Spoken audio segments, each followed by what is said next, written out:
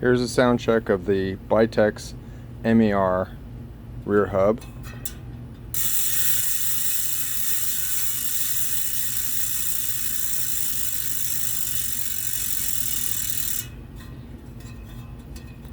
It's not too bad given the fact that it's 3 3/4 degrees of engagement. Lots of points of engagement with their offset pawl system, 3 engaging at a time, total of 6 pawls.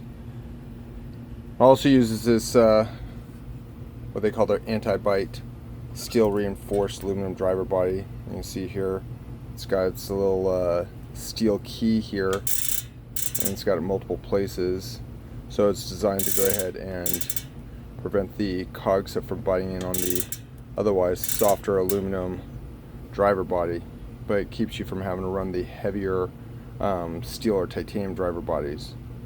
Anyways, that's the Bitex MAR hub.